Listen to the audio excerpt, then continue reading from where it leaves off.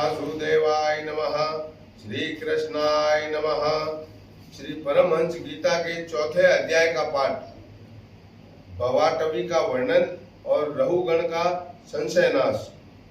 जड़ भरत ने कहा, राजन, यह जीव समूह सुख रूप धन में आसक्त, देश देशांतर में घूम फिरकर व्यापार करने वाले व्यापारियों के दल के समान है।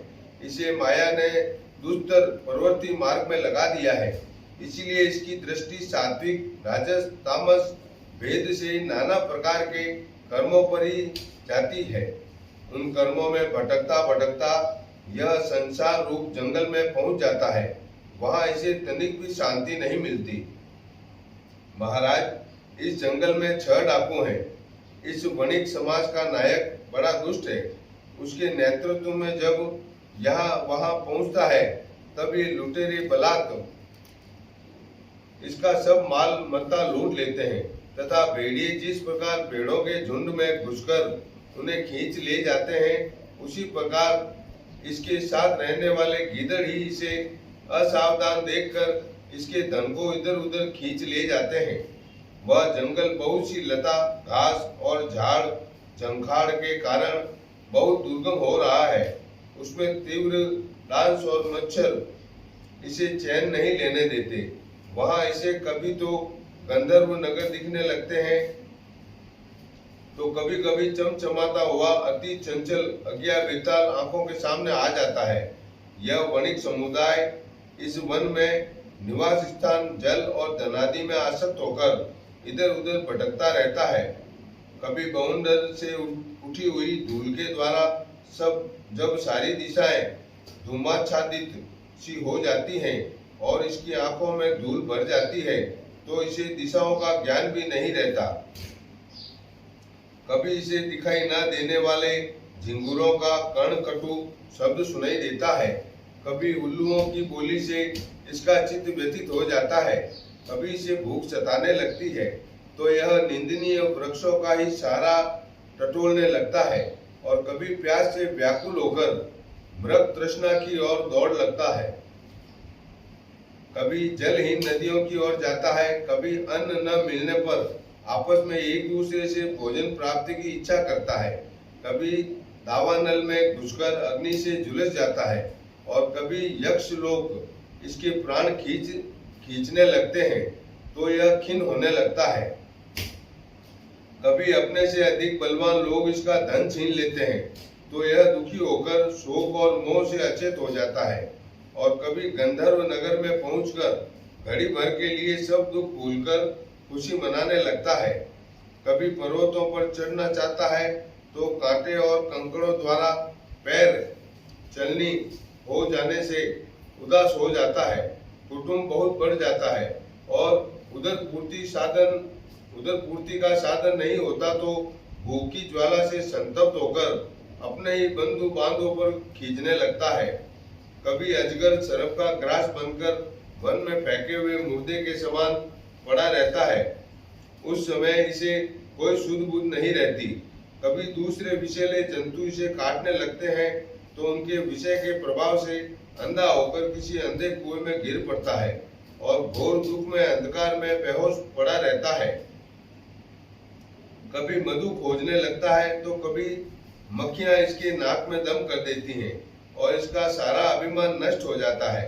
यदि किसी प्रकार अनेकों कठिनाइयों का सामना करके वह मिल भी गया, तो बलात् दूसरे लोग उसे छीन लेते हैं।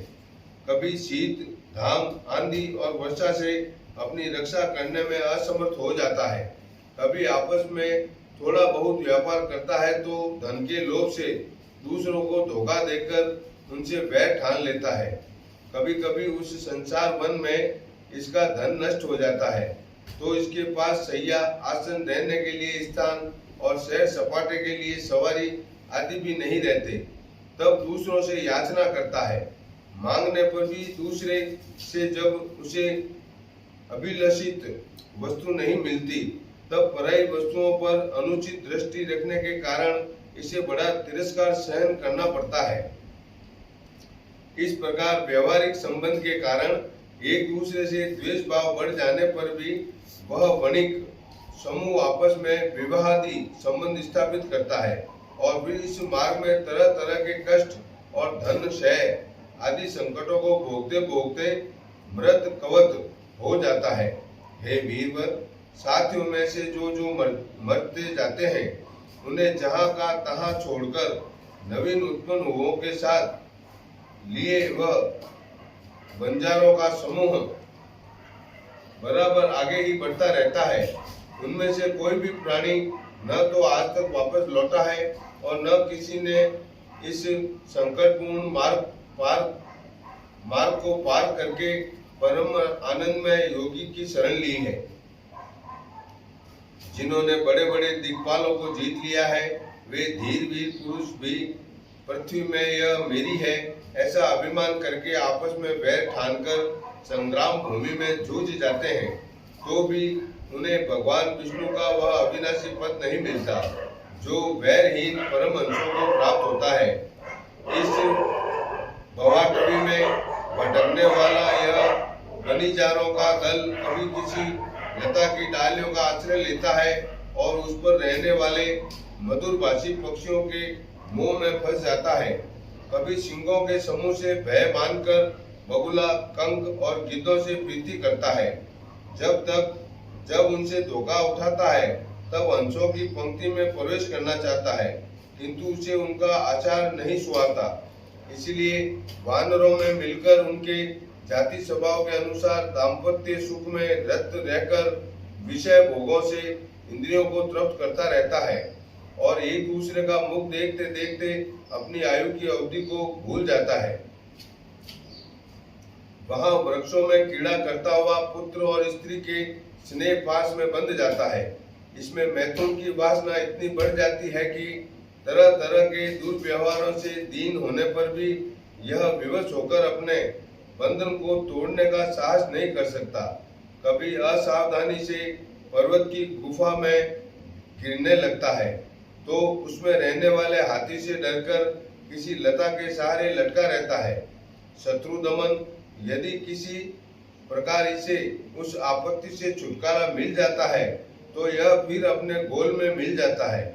जो मनुष्य माया की प्रेरणा से एक बार इस मार्ग में पहुंच जाता है उसे भटकते भटकते अंत तक अपने परम पुरुषार्थ का पता ही नहीं लगता।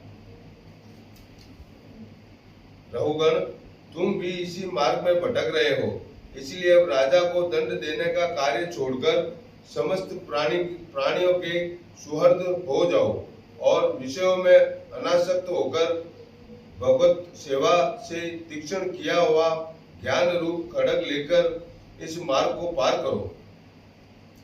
राजा राहुगण ने कहा, अहो, समस्त योनियों में यह मनुष्य जन्म ही श्रेष्ठ है।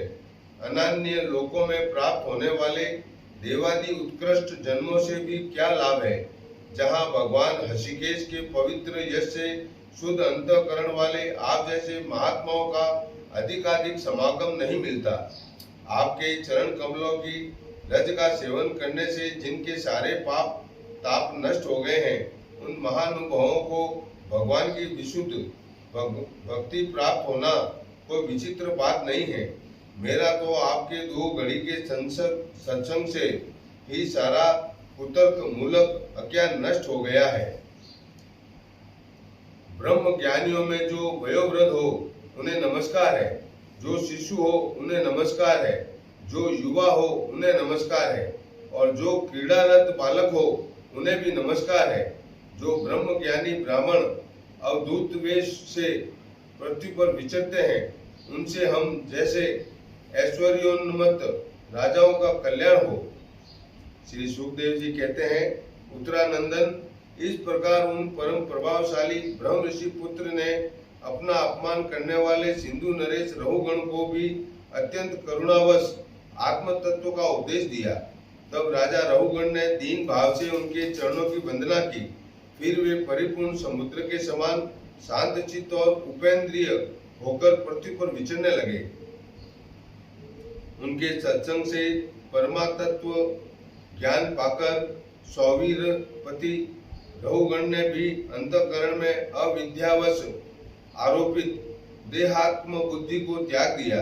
राजन, जो लोग भगवदाश्रित अनन्य भक्तों की शरण ले लेते हैं उनका ऐसा ही प्रभाव होता है। उनके पास अविद्या ठहर ही नहीं सकती। राजा परीक्षित ने कहा,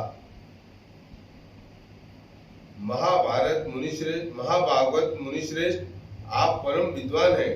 आपने रूपकादि के द्वारा अप्रत्यक्ष रूप से जीवों के जिस संसार रूप मार्ग का वर्णन किया है उस विषय की कल्पना विवेकी पुरुषों की बुद्धि की है।